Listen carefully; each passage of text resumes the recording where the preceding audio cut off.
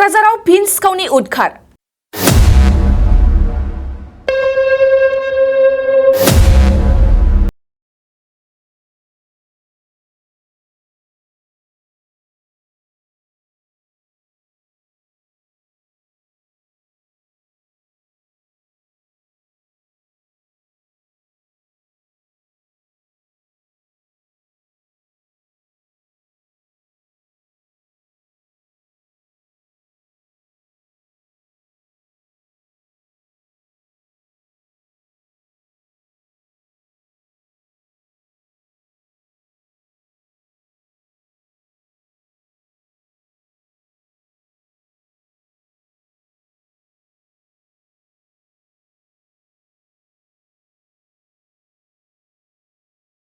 नोंथांमोना थारैनो बे भिडिअ'आव नुनो मोनदों माबादि सासे सिखावखौ होसोदों।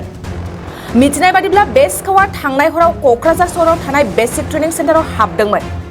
बेखौनो नुनानै बेसिक ट्रेनिं सेन्टारनि फरायसाफ्रा होसोयो आरो हमो।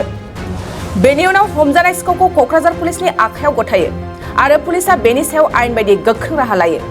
जिसे थाखोआव मुं थिसननो गोनां फरायसाफोरनि थाखाय मोनसे गोनां फोसावथाय। क'क्राझार दा रिलेटिभ पाब्लिक स्कुलाव थाखो 11 सिम मुं थिसननाया सोलिगासिनो। साइन्स आरो आर्ट्स मोन्नैबो आयदायाव थाखो 11 नि मुं थिसननाया सोलिगासिनो।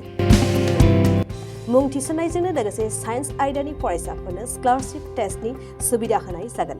बेनि गेजेराव फरायसाफोरखौ टप 3 सायख'नाय जागोन। 75% आरो स्कलारशिप टेस्टनि काट अफ मार्क जागोन। टपार जानो हानाय फरायसाफोरा 100% स्कलारशिपनि सुबिदा मोननो हागोन। टपार फरायसाफोरनो क'क्राझार दा रिलेटिभ पाब्लिक स्कुला 2 बोसोरनि बेसेन नाङाजासे सोलोंथाइ लानो सुबिदा होगोन। फैगौ 13 मे खालि फुंनि 10 बाजिनिफ्राय 12 बाजिसिम स्कलारशिपनि टेस्टखौ लानाय जागोन।